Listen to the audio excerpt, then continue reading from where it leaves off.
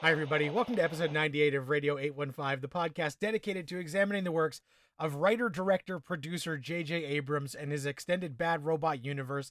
I'm your co-host, Matt Crandall, here with my co-host, Marcelo Inestroza, as we continue our rewatch of Fringe Season 2. Today, we are going to be talking about episode 17, White Tulip, and episode 18, The Man from the Other Side of the second season.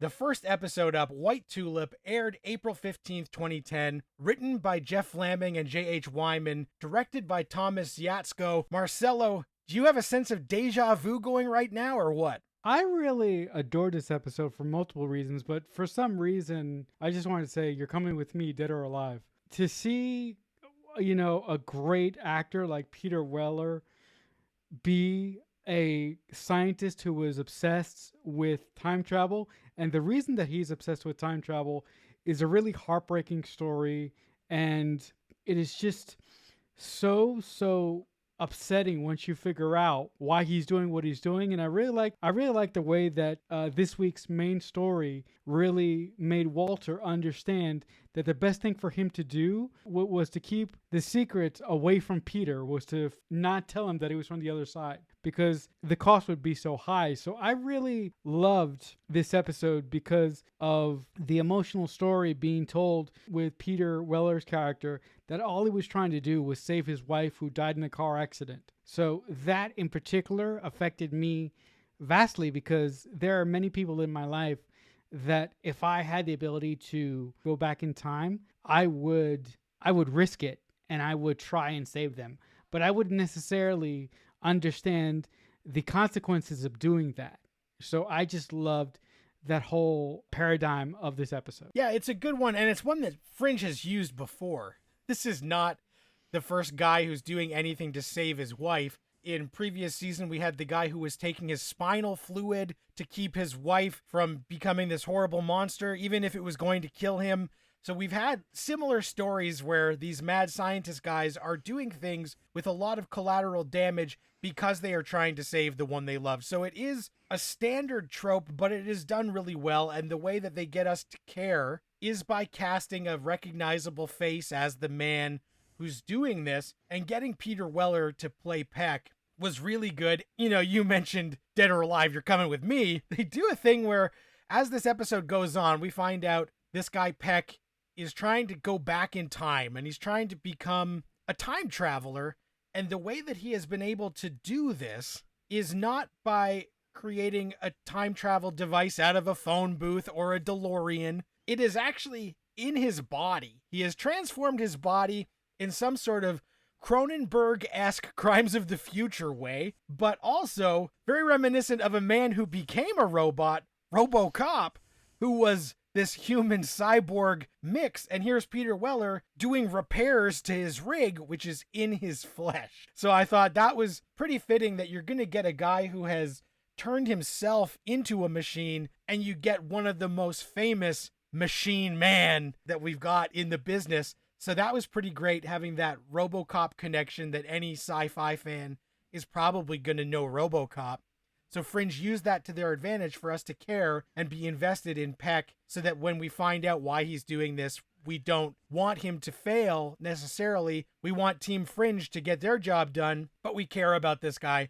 So I liked that dynamic, and opening it with this train scene where we find out that in order for his time travel device to work, he needs a super huge amount of power that is not easily gained, and he can drain it from not only machines and batteries, but people. And so having that horrific image of the train where everything, people, machine, all literally just stops because there's no juice left was really interesting, and I liked when they were investigating that in the beginning of this episode. You mentioned it when Peter Weller, or the character that Peter Weller plays in this episode, time travels.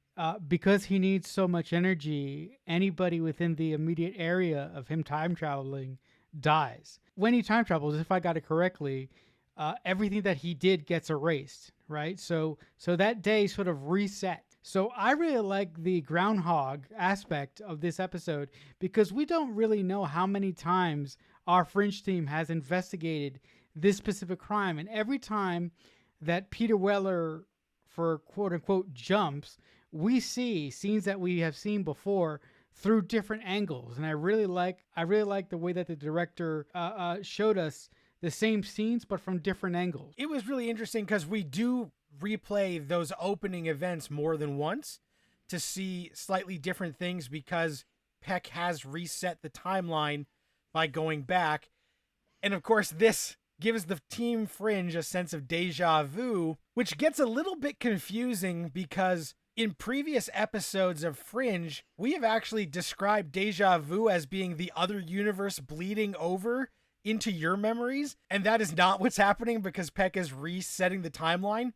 So if you've been like really following along with Fringe theories, this kind of ignores some of the science that they have set up previous to put this universe war on the back burner while we do this mystery of the week that thematically directly relates to Walter's big ordeal. And having Walter trying to write this letter to Peter at the beginning, it's quite a journey that Walter goes on, even if half of his days have been rewound. The clock has been turned back and some of the events of this didn't happen. One thing I do want to mention, I'm always the Vancouver guy, but any other genre fans might have noticed that the young man on the train in the first scene would go on to star on The 100 on the CW, and he would play John Murphy. And the scene immediately after that is Olivia asking a waitress at a restaurant some questions, and that young woman would also be on the CW's The 100 as badass warrior Octavia. So Murphy and Octavia from The 100, a show that ran 7 seasons, 6 of them which were great. So I thought that was kind of interesting that we see 2 characters who would end up on the same show in the same episode of Fringe, which it must have been like a similar casting director situation, but I thought I would call that out for any fans of The 100. And the heart and emotion of this episode, truly though, comes from the scene where Walter and RoboCop have their tete-a-tete. Marcelo, what are you thinking when Peter Weller is trying to repair himself and Walter gets in there to kind of unburden himself with his own baggage and try and get to the heart of what is driving Peck? It was such a good scene because nobody in this universe can understand what Peck is trying to do. The only person that can understand what Peck is trying to do is Walter. So I really like that Walter had that tete-a-tete with him and he said, listen, I understand what you're going through, but I also like the fact that Walter tried to semi-talk him out of it, but not really. And I also like that Walter said, listen, if you continue to do everything the way that you're doing, every time you jump, you're going to kill a massive amount of people. So you have to make sure that you jump in an area that doesn't have that many people, in it or around it. And Walter is the one that gives him the final calculations that he needs to jump in an area where there isn't a lot of people in. So I really appreciated that Walter did 2 things. He sort of unburdened himself, which he needed to do because this for several weeks on end has been driving him up a wall. And we actually really see it in this episode because there are various scenes where we see the team interacting with one another, and Walter sort of favors Olivia more in this episode than he does Peter. All of this episode, Walter is sort of staying away from Peter because he feels ashamed when he has this giant weight on his chest. So that conversation with RoboCop allows Walter to unburden himself and to really, really let it out, so to speak. But it also gives Walter an opportunity to do something that he wanted to do, but sort of in the right way, if that makes any sense. I'm really interested to know if Walter was in the situation that RoboCop was in, if Walter would have done the same thing that he did, or if Walter would have done things a little bit differently. Like, do you think that he would have figured out a way to save RoboCop's wife, or do you think that he would have gotten in that car and died just the way that RoboCop did? It's tough to tell because a lot of Walter's speaking on this when they're having their big conversation is about how through his mistakes, he has come to believe in a higher power. And a lot of it is a lot of religious stuff. He's hoping that eventually he will get a sign of forgiveness, and the sign of forgiveness is a white tulip. He basically, it's like a big speech about how only God forgives, and it's in this higher power's hand, and he's looking for a sign to know that he did the right thing and can be forgiven. And I think that in absorbing that information, Peck may realize that what he wants to do is not save his wife and change the course of history for everyone by doing so, but he just realizes he would rather have died that day as well with her than carry on without her. I think that is kind of turning it over to like a higher power, saying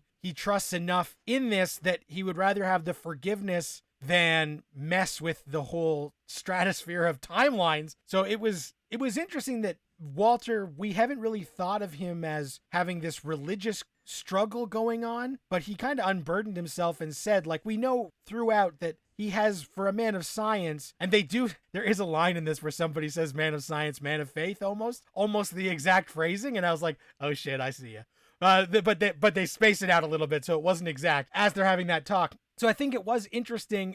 I don't know if Walter had a do-over, what Walter would do. And I think that's part of what he's struggling with at this point in time as well. So obviously, if he pulls her out of the car, eventually he's going to lose her again. So that kind of goes to this losing someone more than once theme that we've been struggling with the Peter and Elizabeth stuff. That's why he kept Peter, because Elizabeth would have been broken up if she lost him again. So I thought all of that was interesting, but then Fringe does that weird thing. What are you thinking as we find out that basically when RoboCop does what he was meant to do, none of this episode happened? He goes back and Fringe team never investigated any of this shit, but Walter does get that envelope, and that's the only thing that hints that these events were not a daydream. They were actually something that happened and got reset. People of the podcast who don't know, I love time travel shit, and I don't like the type of time travel that was exhibited in this episode, or if you do something, you affect the rest of the timeline, and whatever you do, sort of whatever you end up doing erases the original timeline and everything goes back to normal at the end. I don't like that sort of time travel. I like time travel with consequences, like what Walter has done. But I really appreciate that final scene where Walter is writing the letter to Peter, primarily at the beginning of this episode, but he actually gets the letter from RoboCop showing him the white flower that supposedly is supposed to give him forgiveness. But the only thing that I'm wondering at that moment is when Walter looks at the piece of paper with the picture of the flower on it, he looks up and I'm wondering, is there any possible way that Walter could know what happened here, or is he just like, oh, this is an interesting coincidence? So if I wrote this episode, I don't know how I would have handled the time travel dynamics, but I probably would have done it a little bit differently.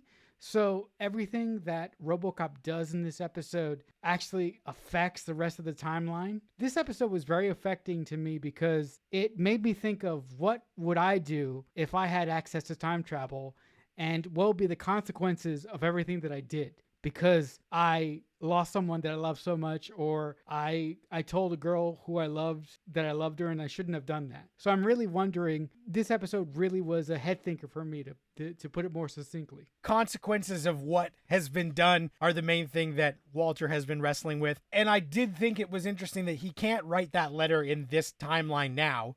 He throws it in the fire or whatever. And then he gets that white tulip in the mail, which is the sign of forgiveness. Does he think God sent him a letter? Because if he didn't have this encounter, I think he'd be a little bit more freaked out that he got this in the mail when he's been thinking about God sending him a sign, and then God literally drops a letter in the post. I'd be a little bit freaked out, more so than Walter. But I think that's something for further down the road to worry about. The only other thing I do want to mention, because we're talking bad robot shit. Obviously, when they are talking about electromagnetism and time travel and stuff, they do mention Faraday, which is a real scientist. So it's not our favorite Daniel Faraday, but any call out that basically references Lost has to be addressed. So Daniel Faraday on Lost was named after a real science guy, the Faraday cage, and they do mention Faraday in White Tulip. So that was something that, as a bad robot fan, I'm doing the Leonardo DiCaprio meme point, as they say Faraday. You mentioned the Faraday thing. When they mentioned Faraday, I was like, are they crossing universes? Are they talking about Daniel? But I was like, before Lost, I had no idea that Faraday was actually named after, an actual scientist. When people say Faraday to me, I'm thinking about Daniel Faraday from Lost. I'm never thinking about the actual guy that he was named after. Also, I found it really interesting. I mean, this is a small little nugget, Matt, and I don't know if you picked up on this at all, but when Olivia says early on in the episode that she's experiencing deja vu, Peter says deja vu is just a feeling to tell you that you're, exactly where you belong, right? Or you should belong here. And Peter says, I've never had deja vu in my life. So I'm like, I wonder why he's never had deja vu in his life. So I found that to be very, very interesting. And I really liked that second nugget where Peter says, I've never had deja vu in my life. So that was the one time that they acknowledge what Fringe's version of deja vu has been up until this point. Because if it's you having memories from your alternate self and his alternate self is dead, then he couldn't have memories from his alternate self bleed over. So that is a good catch. And definitely we ignore that definition of deja vu for the rest of the episode. But I guess they still did remember that is what they told us deja vu was. So that is pretty interesting. As we head in to episode 18, The Man from the Other Side, which of course references not only our favorite baddie Newton, but also Peter Bishop himself, which aired April 22nd, 2010, written by Josh Singer and Ethan Gross, directed by Jeffrey Hunt. Marcelo, how happy are you that the shapeshifters are back and still trying to tear a hole in the fabric of our existence?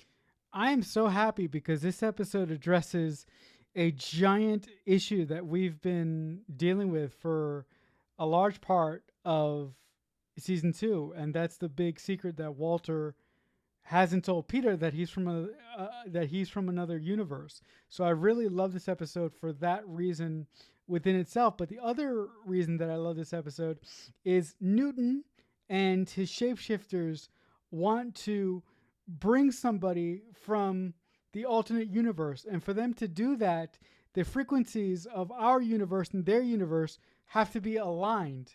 And there is a sequence in this episode where that actually happens, and you see a shadowy individual come over into this universe. So I really, really liked the build up to that sequence, and I really liked, just seeing Newton and the shapeshifters set different points throughout the city of Boston to make this sort of triangle that they need to open up this portal in the first place. So I found this episode fascinating, but the moment where I lost my shit is the final seconds of this episode. They are the absolute best. Yeah, they are really dynamic, and it is interesting because this whole time we have been assuming that someone would tell Peter or Walter would come clean to Peter, but it's not any sort of confession that actually has this information come out. It's the events of this week's plot that then Peter himself deduces what has happened.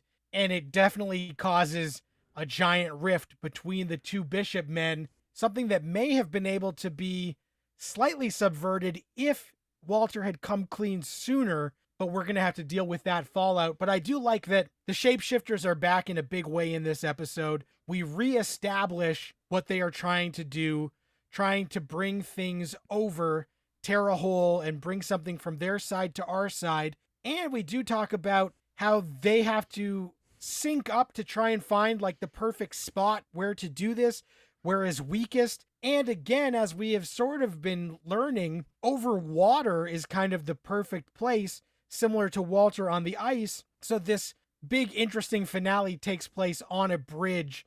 And I thought that was interesting, bringing back the pieces that we know about these soldiers trying to bring their reinforcements and their things over, and the weaknesses that exist between our universe and theirs, and how they can exploit those for their nefarious purposes, all while being like an interesting case that the Fringe team has to solve, and leading to that big finale where finally Peter learns the truth in a surprising way.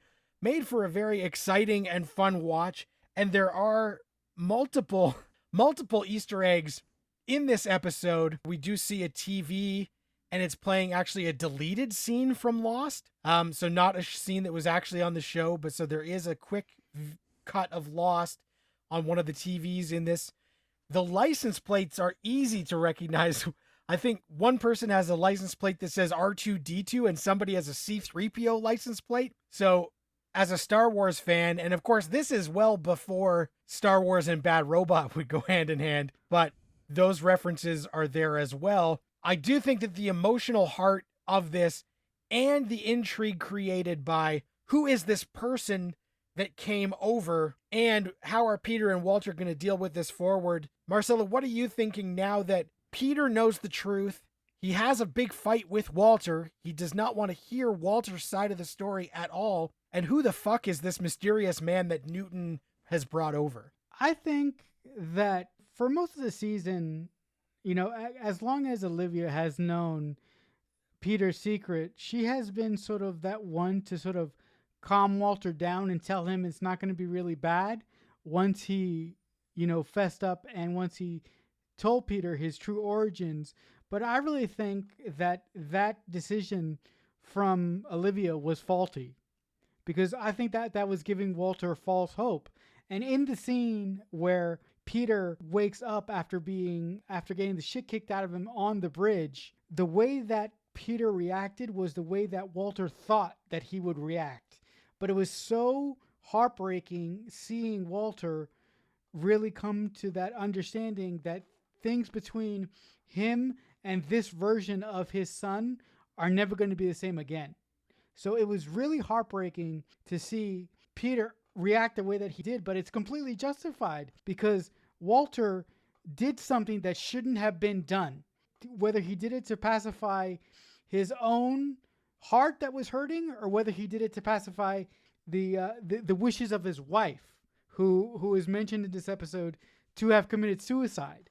So I really think that this episode is earth-shattering, and I cannot wait to see what consequences this episode is going to have. As far as the other man from the other side, at first I was thinking Newton failed and he didn't get the guy that he wanted to get. But there's the end scene with a guy on a table, and Newton is sort of giving this guy medicine, and he's pumping him up with something. And this guy has like a gas mask on his mouth.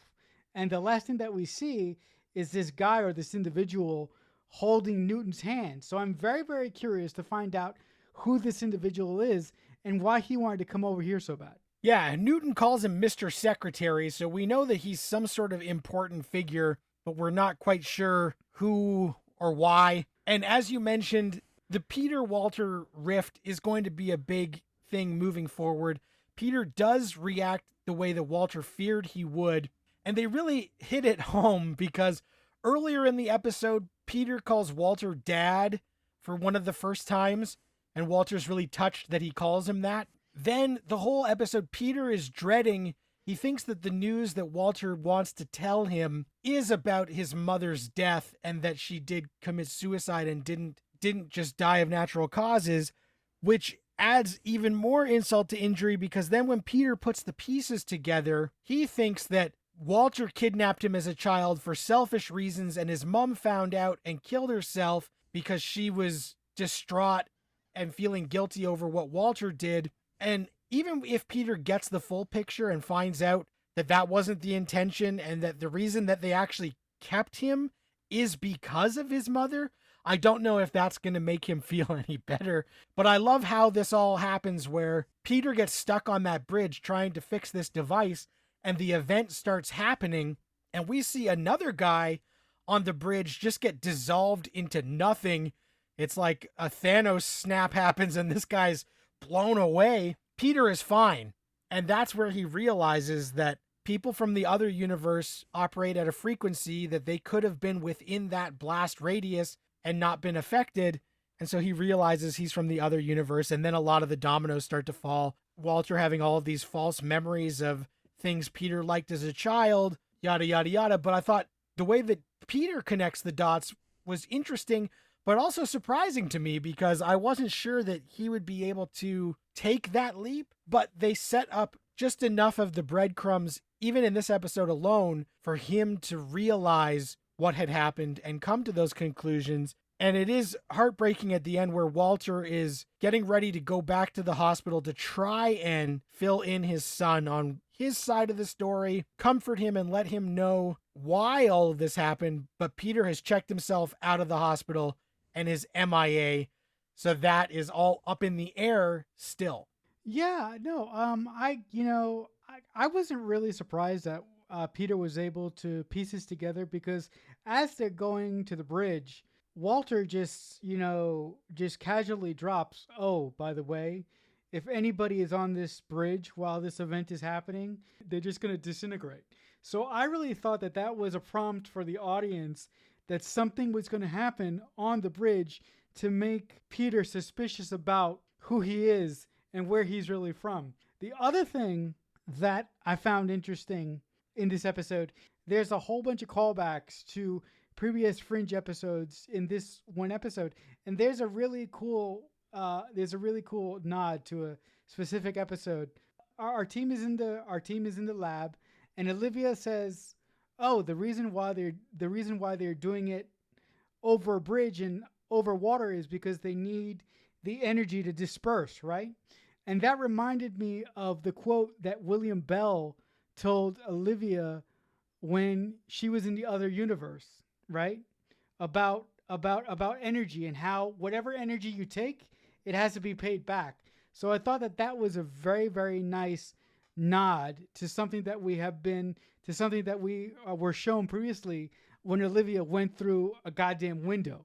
The other thing, to back off what you said, when we saw Walter getting ready to go and see Peter, but finding out that Peter checked out of the hospital early, I really thought that that was a kick in the gut to Walter, because of all the people that suffer in this episode, Walter gets his emotional ass kicked throughout this entire episode.